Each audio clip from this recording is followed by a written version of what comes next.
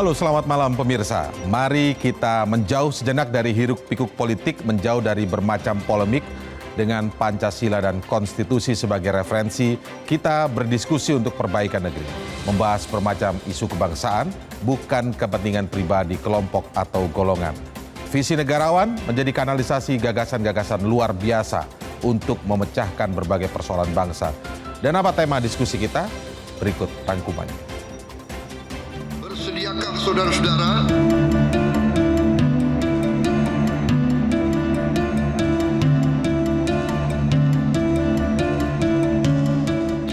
saudara-saudara sekalian, marilah kita berani mawas diri.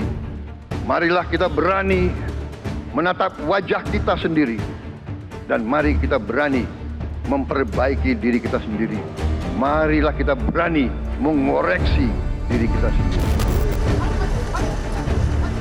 8 program hasil terbaik cepat menjadi komitmen masa 100 hari pertama pemerintahan baru bekerja.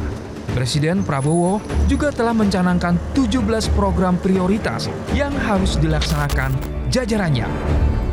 Tekad Presiden untuk menjadi pelayan masyarakat, mengutamakan kepentingan nasional, dan menciptakan pemerintahan yang bersih tentu baik.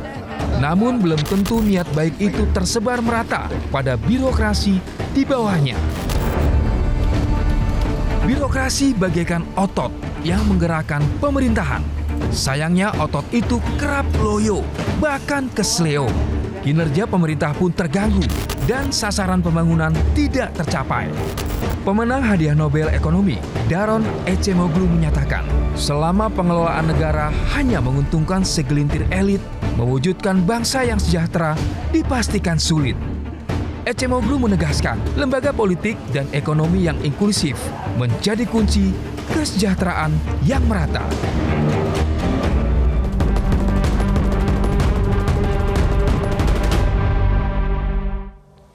Presiden telah memerintahkan pimpinan memberi keteladanan, harus siap memberi segalanya untuk membela kepentingan bangsa dan rakyat Indonesia. Muhammad Hatta mengajukan gagasan negara pengurus, yaitu pemerintahan yang terdiri dari pemimpin dan aparatur negara dengan mental pelayan publik, bukan pejabat bermental kolonial. Sayangnya menurut cendekiawan Inggris Jeremy Kubicek, mayoritas pemimpin lebih banyak menuntut ketimbang memberi, lebih banyak menikmati ketimbang melayani. Sistem pemilu kita menciptakan kerumitan koordinasi pemerintahan. Bila ada kepala daerah yang sulit bekerja sama, pemerintah pusat tidak dapat menggantinya. Padahal sukses program pembangunan membutuhkan sinergi pusat dan daerah.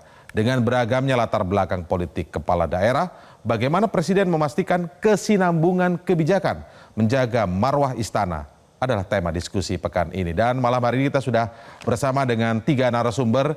Yang pertama saya sapa Ketua Program Doktor Ilmu Politik UNAS, Dr. TB Masa. Selamat malam Pak Masa. Selamat malam. Terima kasih sudah hadir bersama kami malam hari ini. Dan kemudian ada Ketua Institut Harkat Negeri Sudirman Said. Selamat malam. Selamat malam, Sudirman Said. Baik. Lalu kemudian kita sudah bersama juga dengan Managing Director Paramadina Public Institute Ahmad Khairul Umam PhD. Selamat malam. Selamat malam Mas Indra. Baik, terima kasih sudah hadir bersama kami malam hari ini. Nanti kita akan berdiskusi lebih panjang. Pemirsa tetaplah bersama kami di Visi Negarawan.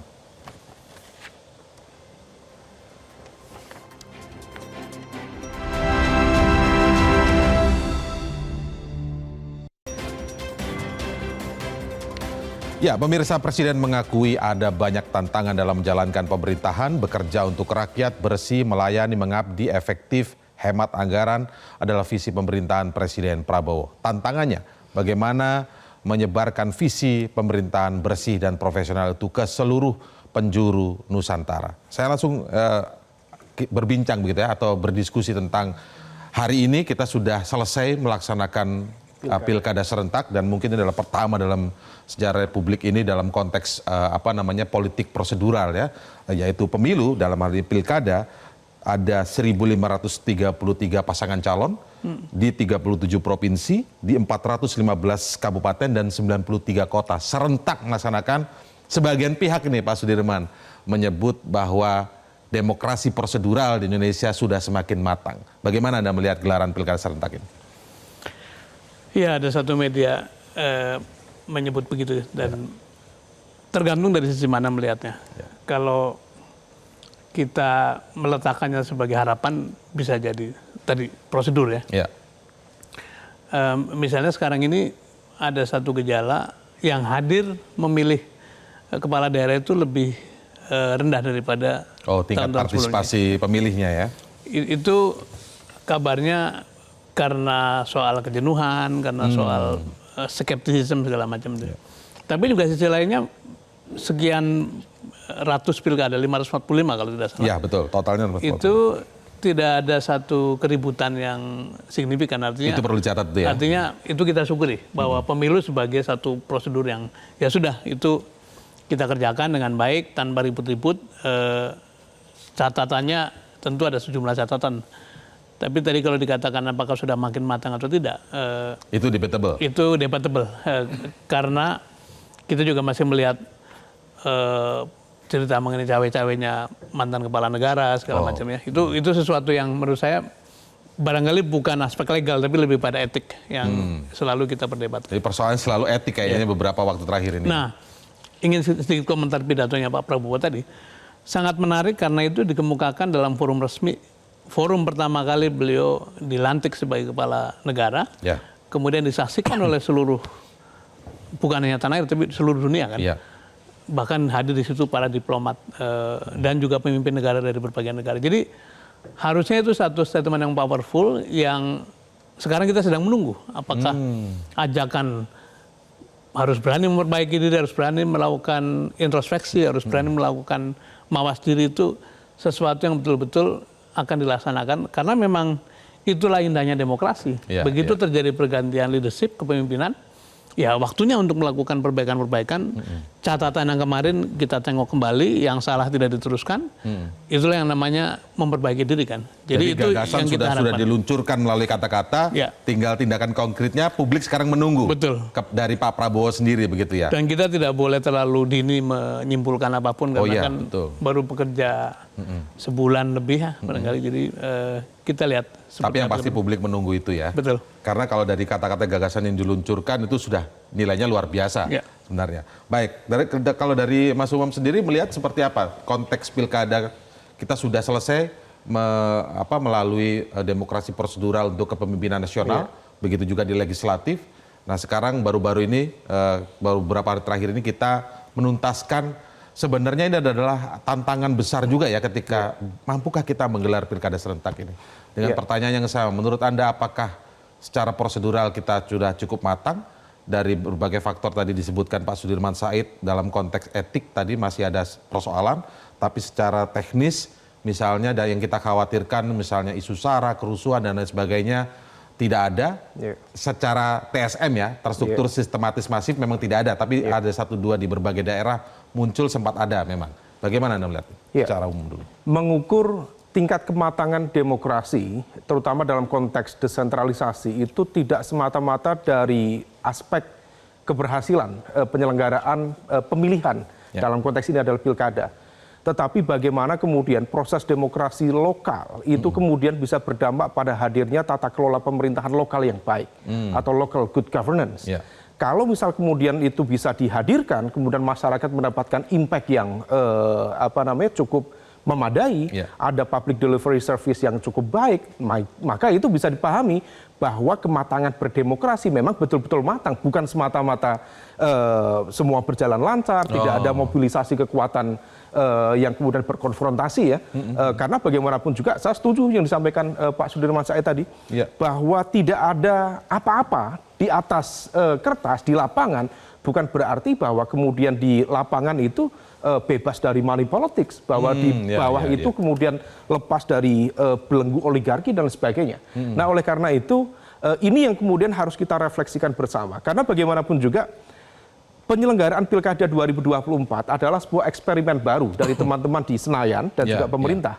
Yang harapannya ketika Pilkada didekatkan dengan Pilpres dan juga Pileg, maka kemudian diharapkan akan ada satu kepemimpinan bersama dari pusat, daerah, betul-betul fresh, baru, sehingga kemudian dalam menjalankan agenda kepentingan dalam konteks kebijakan publik itu bisa kemudian berjalan tidak lancar, tumpang tindih, tapi tidak tumpang saling tindih, koordinat, kemudian nanti di tengah nanti ganti lagi dan sebagainya. Tetapi satu hal yang harus difahami bahwa ketika kemudian itu dilakukan, maka praktis akan terjadi semacam shutdown dalam konteks proses ya. Karena pemerintahan baru sekarang dengan nomenklatur yang berbeda, praktis 46, 48 posisi baru di kementerian, di kabinet. Kemudian sekarang 545 kepala daerah baru. Untuk menjalankan itu dengan SOTK baru, dengan tugas pokok dan fungsi yang berbeda, maka dibutuhkan konsolidasi, adaptasi, dan kemudian proses negosiasi kepentingan di level elit maupun akar rumput. Maka praktis saya bisa menduga dengan mengurus SOTK, nunggu perpres dan lain sebagainya, kemudian penyeragaman aturan, itu paling cepat 6 bulan, efektif 1 tahun. Artinya bisa lamban maksudnya? Pemerintah baru, termasuk pemerintah di tingkat lokal, bisa bekerja secara efektif praktis di 2026. Begitu? Ini yang kemudian, sebagai contoh Mas, kalau misal kementerian baru, misalnya pecahan-pecahan dari kedirjenan, imigrasi, transmigrasi, kemudian kebudayaan, itu kan dari kedirjenan-kedirjenan. Maka praktis per sekarang, itu anggarannya kan anggaran dirjen, berapa ratus miliar, yang kemudian baru bisa diubah praktis di APBN-nya di APBNP. Kapan APBNP? Baru cair praktis September tahun depan. Nah, kita bisa menduga bahwa kalau misal di pemerintah pusat juga butuh waktu, ruang kontemplasi, ruang konsolidasi yang cukup panjang, di level daerah juga tidak jauh berbeda. Nah, ini yang hubungannya dengan daerah tadi apa? Kalau tadi kan memang kementerian ada banyak perubahan nomenklatur antara 48 tadi, memang ada tunggu di APBNP yang tadi cairnya September. Berarti artinya tahun 2025 besok itu juga praktis masih tidak akan ada yang signifikan secara penganggaran. Artinya ini ke daerahnya gimana? Ke daerahnya gimana? Ini artinya yang sedang belajar ini bukan hanya di tingkat pusat, di tingkat daerah yang 545 kepala daerah tadi juga sedang belajar bersama-sama, terutama mereka yang bukan dari incumbent. Nah, ini yang kemudian tentu dibutuhkan komitmen bersama ya. Kita berharap juga misalnya Kemendagri sebagai elemen yang membawahi berbagai stakeholders di pemerintah daerah bisa melakukan proses konsolidasi lebih cepat. Karena begini Mas, kalau ukurannya adalah aspek kekuatan menghadirkan inovasi kebijakan publik di tingkat lokal, maka praktis desentralisasi ini hanya bisa melakukan itu hanya di sekitar Jawa dan beberapa titik-titik kekuatan wilayah di luar Jawa. Selebihnya praktis mereka hanya ngatung tuh. DAU dan DAK. Selebihnya apakah kemudian bisa dihitung berapa persen wilayah di luar Jawa yang bisa menghadirkan inovasi kebijakan sehingga memunculkan economic powerhouse baru di Indonesia. Jadi yang ada DAU, DAK dan kemudian menjalankan tugas rutin. Nah, tidak ada sebuah layanan publik yang genuine, yang baru. Nah, ini yang perlu kita hitung lagi. Apakah kemudian desentralisasi bisa menghadirkan public delivery service yang baik, bisa menghadirkan esensi demokrasi. Sebelum lebih jauh ke sana, saya ingin coba menggarisbawahi soal sinkronnya pemerintahan pusat dan pemerintahan daerah ya. Tadi konteksnya juga itu. Itu tadi memang satu hal yang menarik. Tapi saya izin tanya ke Pak Masa dulu.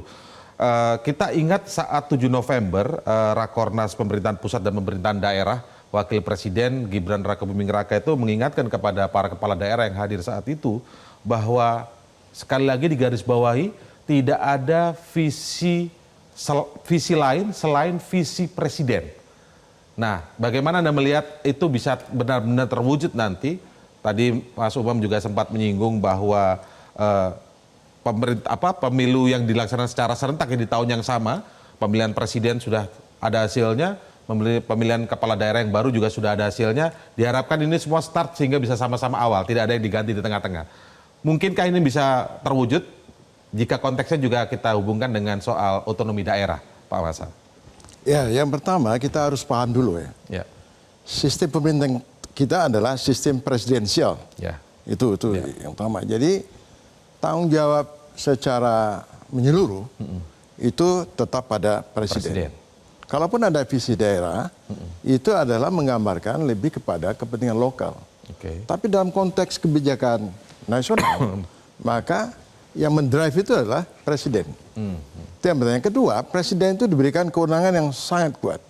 Jadi walaupun multi partai, tapi kalau menyangkut kepentingan nasional atau kalau saya mengatakan ini sudah pada politik negara, maka kepentingan yang diutamakan itu adalah politik negara. Misalkan persoalan ketimpangan.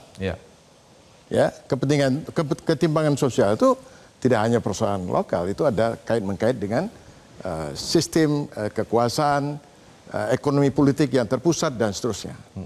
Itu satu contoh soal. Soal lain yang menarik adalah 25% anak-anak akan mengalami kelaparan. Itu pidato Pak Prabowo. Ya, jadi ada beberapa isu yang sangat fundamental, yang sangat krusial, dan itu adalah menyangkut national interest.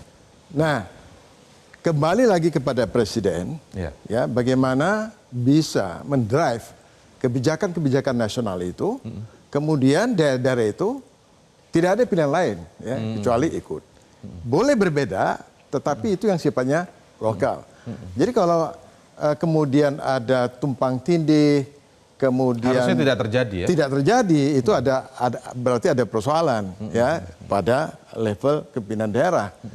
Kita nggak tahu apakah bagaimana dia cara membaca persoalan nasional ya. Kalau kita melihat ke belakang ya, ini melihat sebagai evaluasi ke belakang. Kan sulitnya ketika ada 1-2 daerah atas nama otonomi daerah kemudian mungkin tidak selaras, bukan tidak selaras untuk berbeda jauh, tapi mungkin ada perbedaan bagaimana mengeksekusi ya, kurang lebih seperti itu. Maka bagaimana pemerintahan pusat itu melakukan penghukuman, tanda kutip ya, karena hasil pilihan rakyat juga. Jadi artinya bagaimana memberikan sanksinya pemerintah pusat itu sebagai wujud untuk bisa sama gitu maksudnya, Pak Masa? Ya, satu kewenangan pemerintah pusat adalah dalam mendistribusikan anggaran.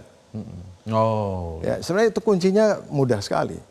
Dan bahkan itu kalau pemerintah pusat, dalam ini adalah Kemendagri, dia punya sistem evaluasi terhadap pembangunan daerah, itu sebenarnya sangat mudah dikontrol. Apabila kepala daerah tidak bisa memenuhi kepentingan nasional, kebijakan nasional sudah ditetapkan oleh Presiden, maka itu ada sanksinya kepada penganggaran. Dalam konteks penganggaran sanksinya. Iya. Apalagi kalau hasil evaluasi itu tidak mencapai ya target-target yang sudah ditetapkan. Nah, saya kira Presiden itu harus tegas.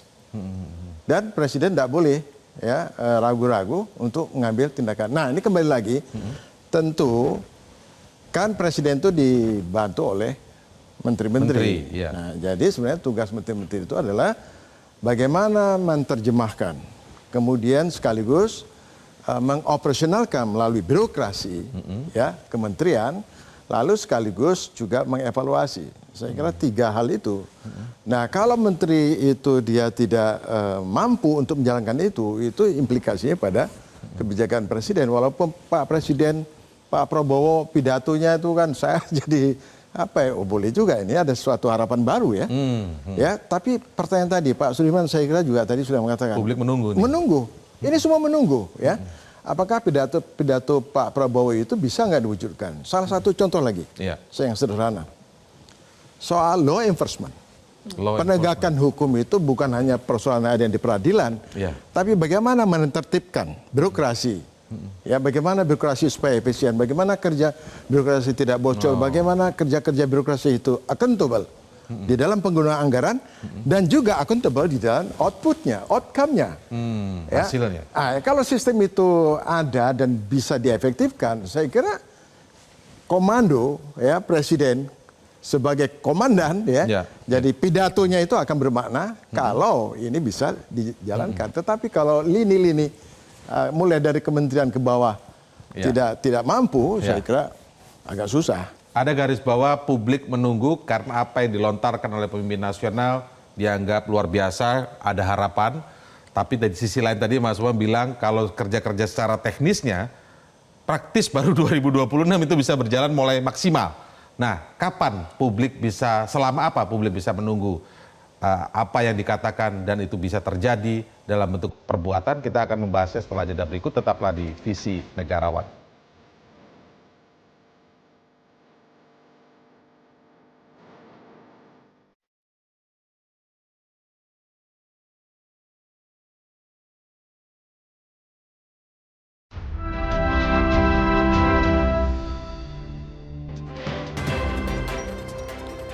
Pemenang hadiah Nobel Ekonomi Daron Acemoglu menyatakan selama pengelolaan negara hanya menguntungkan segelintir elit, mewujudkan bangsa yang sejahtera dipastikan sulit. Acemoglu menegaskan institusi politik dan ekonomi yang inklusif adalah kunci mewujudkan kesejahteraan. Kesinambungan program pembangunan adalah kunci menuju kesejahteraan. Namun dengan sistem pilkada, ikatan antara pusat dan daerah melemah. Setiap daerah tentu memiliki kepentingan sendiri, namun yang harus diprioritaskan tentu kepentingan nasional. Saya kembali ke Pak Sudirman Said di pertanyaan saya sebelum break tadi, ya, tapi izinkan saya bertanya juga begini Pak. Sebenarnya konteks hubungan antara pemimpin di daerah atau lokal tadi dengan pemimpin pusat harusnya kan dengan mudah dengan tadi pilkada serentak dijalankan dalam tahun yang sama, pemimpin nasional terpilih, pemimpin daerah terpilih gitu, supaya bisa klop itu sebenarnya bagaimana? Karena kan ada konteks otonomi daerah yang memiliki kekhasan lokal masing-masing daerah. Ini yang mungkin menurut saya sering disederhanakan seolah-olah supaya ikut semuanya sama sebarisan. Sama itu harus satu warna gitu ya. Kemudian berusaha semua daerah dikendalikan. Tapi sebetulnya kan begini ya, kalau ini pakai ilmu manajemen nih. Kalau lapis paling bawah itu kan pedoman kerjanya adalah SOP kan, yang ketat lah. Lapis ke tengah pedoman kerjanya adalah policy dan regulasi gitu. Tapi lapis paling atas sebetulnya kan yang diperlukan adalah visi, values, gambar besar, big picture gitu. Jadi sebetulnya tidak penting apakah kepala daerah satu partai atau tidak, satu warna atau tidak, asal tadi desain bernegaranya dipahami, values-nya sama, konstitusinya dipahami, values-nya sama, itu akan bergerak ke arah yang sama, yang tanpa harus diseragamkan. Betul. Jadi harus ada satu pemahaman bahwa kepala daerah juga pemimpin sebagaimana para menteri. Benar bahwa ada kata-kata tidak ada visi lain kecuali visinya presiden. Tapi itu sebetulnya belum benar sepenuhnya. Karena tidak 100% benar karena kalimat itu ya. Sektor juga punya visi. Menteri harus punya visi lah. Visi energi, visi pangan, visi infrastruktur. Daerah juga mesti punya visi, tergantung pada konteks di mana dia berada. Jadi apa yang menyatukan mereka sebetulnya bukan pekerjaan detail yang diatur, didikte dari pemerintah pusat. Tadi dikatakan bahwa sistem presidensial memang presiden punya kewenangan penuh untuk mengatur seluruh negeri, tetapi bukan berarti dia mendikte seluruh tahapan. Misalnya pada waktu menyusun anggaran kan tergantung situasi di lapangan gitu kan. Jadi yang menyatukan atau yang menggerakkan ke arah tujuan yang sama adalah values yang sudah dituliskan baik-baik dalam berbagai rumusan-rumusan. Bahwa ada SOP di tingkat bawah tadi agak berbeda. Itu urusan masing-masing. Itu karena otonomi daerah juga punya masing-masing begitu ya. Betul. Kekhasan daerahnya. Jadi misalnya tadi kekhawatiran soal ini kalau serentak pilkada bagaimana cara bergeraknya. Mungkin hal-hal yang sifatnya khas dari masing-masing kepala daerah akan menunggu waktu tuh, seperti Prof. Umang katakan. Tapi yang rutin seperti gaji pegawai, kemudian anggaran-anggaran yang sifatnya rutin tuh sebenarnya bisa jalan karena SKPD-nya juga belum tentu ganti. Tapi benar sekali bahwa harus ada orkestrasi. Dan dari mana? Dari pimpinan tertinggi. Kembali pada pidato tadi, bukan kita mau membesar-besarkan, tapi memang pemimpin tertinggi bekerja dengan pesan gitu. Nah, pesan itu diterjemahkan dalam berbagai kebijakan, strategi, kemudian nanti sampailah pada keputusan yang sifatnya tertulis. Nah, kita punya harapan besar bahwa seluruh pesan-pesan yang disampaikan oleh pimpinan tertinggi negara itu kemudian jadi satu keputusan strategis dan jadilah dia pedoman untuk bekerja, termasuk bagi kepala daerah yang baru saja terpilih. Nah, itu yang barangkali mekanisme yang akan terjadi. Gitu. Sebenarnya tadi kembali ke pertanyaan sebelum break ya. Artinya menunggu waktu publik tadi disebut menunggu. Berapa lama ideal bisa menunggu apa yang pernah disampaikan itu segera terwujud, atau memang kita harus memaklumi kondisi tadi itu secara teknis? Pak Umam sudah sempat cerita, anggaran saja nunggu APBNP mungkin itu bisa terwujud di September tahun depan ya, September tahun depan. Ini beberapa tantangan konkret kan muncul. Misalnya hari ini kita mendengar yang semula biaya makan bergizi itu dirancang Rp25.000, belakangan 17.000. Hari ini muncul 10.000 gitu. Jadi memang seluruh kebijakan ada tantangannya. Nah, sekarang yang paling penting adalah ada satu upaya keras untuk mendeliver apa-apa yang sudah dijanjikan. Atau nanti akan ada koreksi bahwa janji ini ternyata tidak realistis. Nah, berapa lama itu ditunggu? Kan ada orang yang mengatakan 100 hari gitu ya. Menurut saya 100 hari terlalu pendek lah. Apalagi dengan kompleksitas yang. Tapi kita tunggu fair 6 bulan setahun itu akan ketemu, apalagi dengan tim yang besar sekali, akan ketemu formasi gitu ya. Saya ketika masuk ke pemerintahan sebagai menteri misalnya, karena kebetulan saya sedikit banyak paham sektor itu, adjustment-nya tidak lama itu. Dalam waktu sebulan 2 bulan kita sudah bisa lari kencang. Tapi kan belum tentu semua mengalami hal yang sama. Itu. Jadi menurut saya waktu antara 6 bulan setahun itu sesuatu yang wajar, sambil tentu saja suara-suara untuk mengingatkan terus kita lakukan, karena itu tugas dari masyarakat. Nah, sedikit kemudian menghubungkannya dengan pemimpin di daerah begitu ya Pak Umam ya. Lalu kira-kira kita lihat kan pemimpin daerah ini kan juga diusung oleh partai-partai politik yang beragam juga.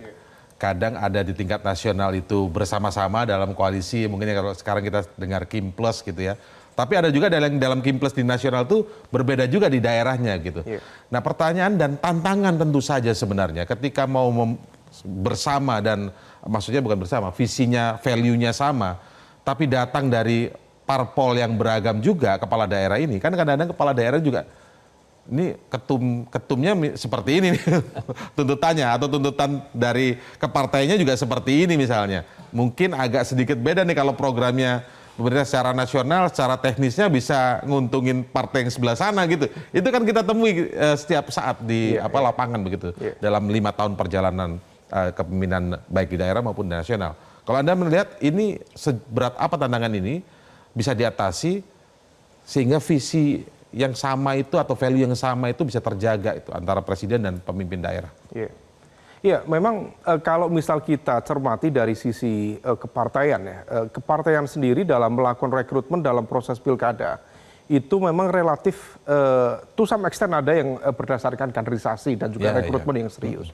Tetapi tidak sedikit juga yang kemudian produknya itu betul-betul pada basis pragmatisme, popularitas dan juga isitas. Ya, nakos lah ya. Nah, itulah yang kemudian melahirkan sebuah anomali-anomali dan sifatnya adalah franchise.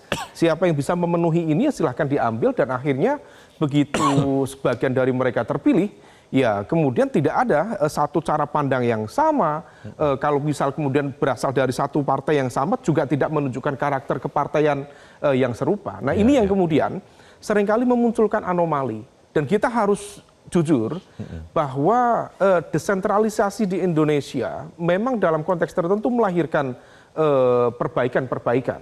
Tetapi di saat yang sama dalam konteks yang lebih besar menggunakan helikopter view, relatif belum pada satu tahapan yang memang sesuai dengan ekspektasi. Karena apa yang terjadi? Studi kasus yang banyak ditulis oleh teman-teman yang melakukan kajian desentralisasi, ada banyak cukup dari teman-teman di Flinders University, di University of Queensland, juga melakukan sejumlah simulasi berdasarkan studi kasus. Desentralisasi di Indonesia mirip dengan yang terjadi di Filipina, mirip yang terjadi di Thailand, di mana decentralization means decentralized corruption. Itu terjadi di mana-mana. Bagaimana kemudian terfasilitasi dari korupsi ya. Desentralisasi jadi korupsi. makin besar, makin banyak itu korupsi yang terjadi kasus-kasus. Karena proses politik yang kemudian diberikan ruang yang lebih terbuka, yang harusnya memang masyarakat kita memiliki tingkat partisipasi yang lebih baik, memberikan arahan aspiratif yang lebih terarah dalam konteks kebijakan lokal. Itu lebih banyak kemudian dalam proses tahapannya itu didominasi oleh oligarki-oligarki lokal. Maka tidak menutup kemungkinan, dan saya pikir terbukti di banyak kesempatan bahwa yang ikut pilkada ini, anaknya ini, istrinya ini, yang kemudian jaringan nasionalnya ini, dan itu relatif terulang. Jadi representasi semacam itu relatif banyak terjadi. Nah, oleh karena itu yang kemudian kita perlu cermati, memang ada secara sistem ya, secara sistem memang ada sesuatu yang perlu kita evaluasi total. Visi memang betul, hanya visi presiden, karena sistemnya basisnya adalah sistem presidensial. Tetapi dengan masuk dalam rezim otonomi daerah, dalam rezim desentralisasi, kepala daerah berbasis pada undang-undang otonomi daerah atau desentralisasi itu juga memiliki hak untuk menentukan arah kebijakan lokalnya. Secara konstitusional mereka berhak melakukan itu. Nah, ini yang kemudian seringkali tidak terjadi sinkronisasi. Dan seringnya tidak terjadi sinkronisasi itu yang lebih kepada fatalnya, faktor apa? Tadi soal parpol, soal beda parpol, kepentingan soal politik, komunikasi individu, soal kemudian bagaimana sinkronisasi fokus dari masing-masing daerah. Sebagai contoh teknis, PU, Kementerian PU memiliki, kemarin Pak Prabowo menyinggung, itu bendungan-bendungan, 40 sekian bendungan, kenapa tidak mengalir? Praktis dari sekian banyak itu yang teraliri oleh bendungan-bendungan, hanya 17%. PU kemudian menyampaikan argumen, yang sudah dibangun itu sesuai dengan planning yang sudah ada. Ketika kemudian masuk dalam irigasi di level primer, sekunder, dan tersier, masuk di irigasi sekunder dan tersier, itu sudah masuk dalam ranahnya pemerintah daerah. Ketika kemudian pemerintah pusat menyediakan bendungan skala besar, begitu masuk yang celah-celah kecil sampai di persawahan, pemerintah daerah kemudian angkat tangan. Dengan atas nama kami tidak memiliki fokus di situ, sehingga alokasi anggarannya tidak di situ. Nah, itu contoh teknis yang ada clear nih. mismatch di sana, ada disengage secara kebijakan. Nah, ini yang kemudian harus ditata ulang ya. Ini kalau misal tidak, ini akan terus berulang. 5 tahun lagi kita nanti akan bicara hal yang sama lagi. Nah, oleh karena itu situasi semacam ini harus menjadi evaluasi total, karena bagaimanapun juga kita belum melakukan evaluasi total terhadap sistem ini. Tetapi kita sudah melakukan perpanjangan lebih dalam lagi. Dengan cara apa? Jadi kalau perdebatan ya, dalam perdebatan teori neoliberal melawan kelompok mazhab political economic structuralist itu, desentralisasi itu menciptakan banyak anomali. Kata orang strukturalis, kata orang neoliberal, solusinya deepening decentralization. Gimana caranya? Diperdalam lagi. Akhirnya sekarang ada dana desa. Dana desa itu ratusan triliun, bukan hanya pada level provinsi, kabupaten, kota. Desa, satu desa 2 miliar. Anda bayangkan, 80 sekian ribu desa, berapa dana negara? Apakah kemudian mereka dibekali dengan planning kebijakan yang memadai, inovasi kebijakan yang memadai, pengawasan yang memadai? Tidak. Lalu dananya kemana? Wallahu a'lam. Nah, ini yang kemudian kita tata ulang. Decentralization, tapi justru makin deep lagi corruption-nya, semakin buka celah. Nah, Pak Masa, apakah kemudian ini jangan sampai juga, atau mungkin ada juga yang berpikir kalau gitu kembali ke sentralisasi? Itu pemikiran yang bagaimana menurut Anda kalau begitu? Nah, saya kira enggak bisa lagi. Kalau kembali sentralisasi juga kita akan menemui kegagalan. Republik ini luar biasa luasnya, luar biasa beragamnya. Tadi saya kembali lagi, Pak Dirman sudah mengatakan bahwa khas masing-masing daerah itu justru itu sebagai kekuatan yang kita miliki sebagai Indonesia yang sangat majemuk. Hanya keragaman itu belum dikelola. Sekarang kita tanya, apakah otonomi daerah itu berbasis keunggulan daerah? Itu yang pertama. Saya kira sebagian enggak. Karena sebagian juga kita harus fair. Kadang-kadang program daerah itu juga didikte oleh pusat. Karena ada hidden agenda pada perbuatan. Jangan-jangan persentasenya lebih banyak yang didikte pusat. Iya, perbuatan rente itu udah jadi rahasia umum lah. Ya, kalau udah proyek itu mesti ada kerjasama. Belum tentu juga proyek-proyek itu dibutuhkan oleh daerah. Itu udah banyak ya, yang meneliti juga banyak. Saya kira kasus-kasus itu mudah sekali kita baca. Nah, jadi kembali lagi ya, seperti yang saya kemukakan, tergantung kepada presiden, kembali lagi ya. Karena justru dengan sistem presidensial itu, dalam pengertian tidak hanya komando ya, tetapi juga bagaimana mempersiapkan lini sebagai pelaksana dari kebijakan presiden itu, terutama kembali lagi pada tingkat kementerian. Itu yang sangat penting, apalagi sekarang ini Menko aja ada berapa itu? 7. Ada 7 ya. Logikanya kalau Menko ada 7 berarti kan koordinasi itu akan bisa lebih efektif ya. Nah, tapi banyak juga orang meragukan gitu. Nah, tapi terlepas itulah. Nah, menurut saya kalau tingkat kementerian itu gagal sekali lagi ya, maka pidato-pidato presiden itu tidak akan bermakna. Ada satu contoh soal ya, walaupun kita sudah menjalankan otonomi daerah, kita harus fair juga melihat bahwa perencanaan yang tangguh, yang hebat, SDM yang hebat itu masih di pusat. Pertanyaannya buat apa? kalau pusat tadi sebagai policy, pembentukan policy, dia nggak boleh juga dong pegang proyek, menentukan proyek. Justru tuh dia langsung alokasikan kepada daerah. Dan itu kan mudah sekali dibaca. Satu daerah, apa ada daerah pertanian itu berapa irigasi yang diperlukan. Itu kan konkret aja, sangat gampang. Tapi kalau kewenangan penentuan itu juga masih sangat dominan oleh pusat, ya saya kira masalahnya birokrasi itu akan menjadi berbelit, birokrasi itu tidak efisien, birokrasi itu dia punya agenda sendiri, apalagi terkait itu tadi kan, konflik antar atau perbedaan antar partai dengan apa sih yang menjadi konflik antar partai itu? Kepentingannya pasti. Kepentingan itu sangat mudah kan dibaca gitu loh. Ketika pileg selesai, pilpres selesai, pilkada selesai, semua itu tidak lagi bicara pada kepentingan partai, kepentingan slogan, tetapi bicara pada kepentingan nasional. Disiplin itu yang sebenarnya mesti tegakkan. Nah, itu sangat bisa dijalankan kalau sistem hukum itu bekerja. Law enforcement Itu saya selalu mengatakan kalau sistem hukum itu tidak kuat, maka tidak ada gunanya. Kita tidak akan sukses membangun demokrasi ini tanpa ada satu law enforcement. Makanya panglimanya adalah hukum. Ya. Dalam semua yang kita bicarakan. Itu hukum itu terkait dengan investasi, hukum itu termasuk birokrasi, hukum itu termasuk soal pendisiplinan anggaran dan seterusnya. Itu implikasinya luas sekali. Tapi kalau penegakan hukum seperti model sekarang ini kita lihat, kalau ini tidak berubah, karena itu juga terkait Pak Maulana ya. Pelaku-pelaku ini kan sebagian juga bermasalah dengan hukum. Nah itu dia.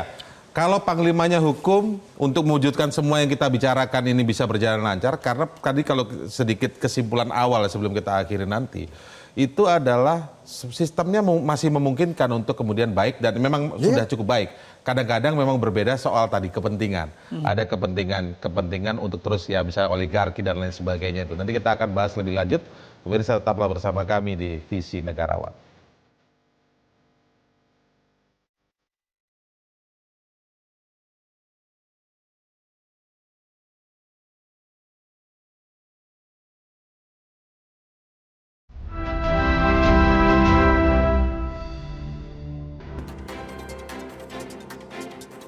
Menarik, karena kita awali perbincangan ini dengan persoalan bagaimana kepemimpinan nasional, kepemimpinan daerah bisa satu sinkron berjalan bersama mewujudkan tentu saja visi nasional dari Presiden.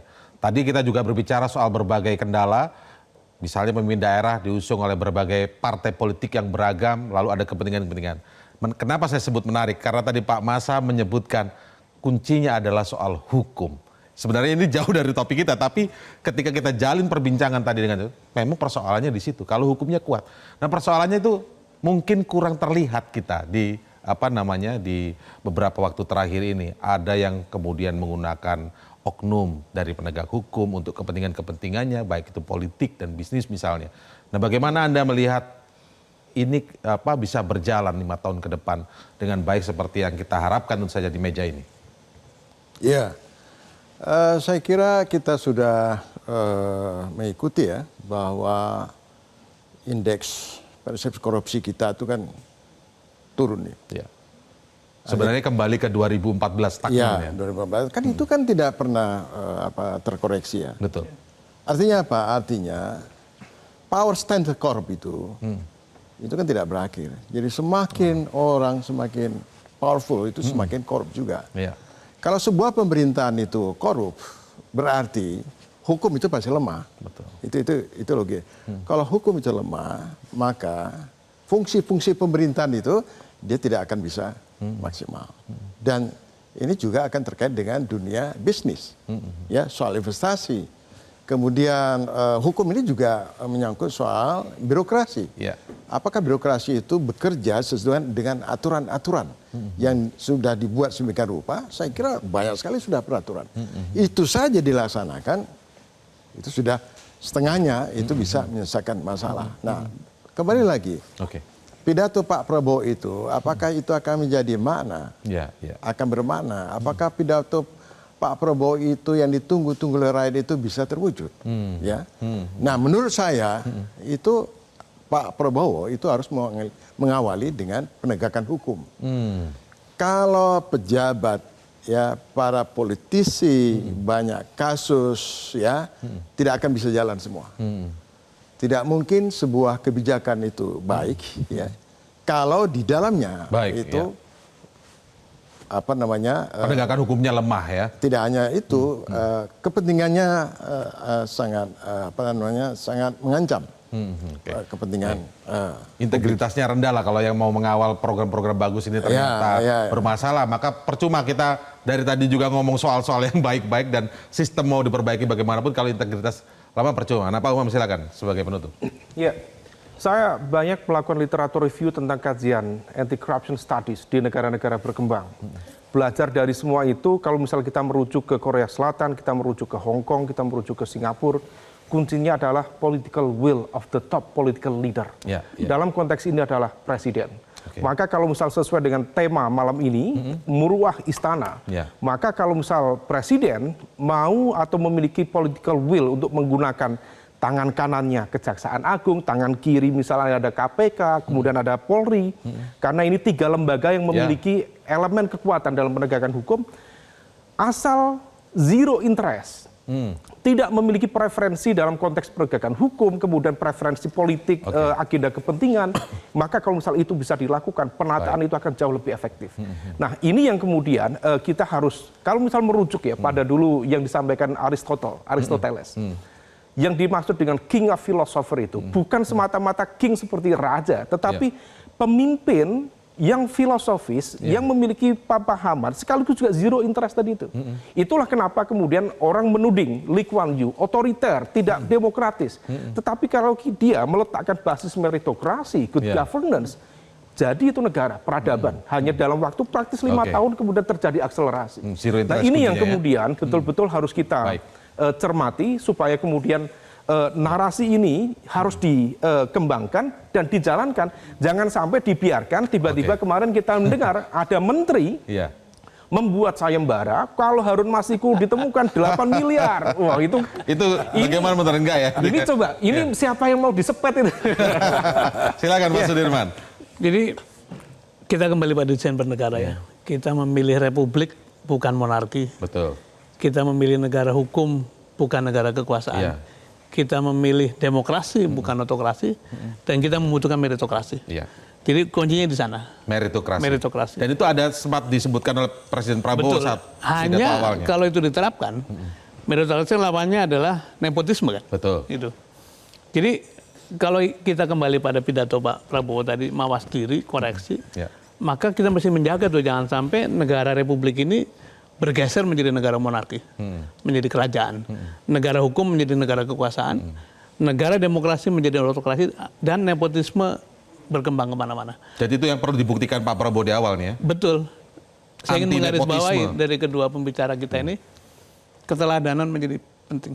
Dan itu adalah fungsi utama dari kepemimpinan. Kalau pemimpin tertinggi bisa menjadi teladan untuk mengembalikan ini semua, Indonesia persoalan-persoalan teknis tadi akan cepat terselesaikan. Baik, terima kasih Pak Sudirman Said, Pak Masa, dan juga Pak Khairul Umam atas waktunya bersama kami di Visi Negarawan. Malam ini kita bicara bagaimana desain bernegara yang baik sehingga ada keputusan yang sama atau kebijakan sama di pusat maupun di daerah, kesejahteraan rakyat pun tercapai. Tapi itu tadi, kuncinya adalah law enforcement. Penegakan hukum harus kuat. Kalau kita memilih republik, maka kita akan membutuhkan meritokrasi, dan sekali lagi seperti kata Pak Sudirman, kita menolak nepotisme. Itulah yang ditunggu kepada Presiden Prabowo agar menjadi teladan. Saya Indra Maulana mengucapkan terima kasih. Anda sudah menyaksikan Visi Negarawan. Selamat malam, sampai jumpa.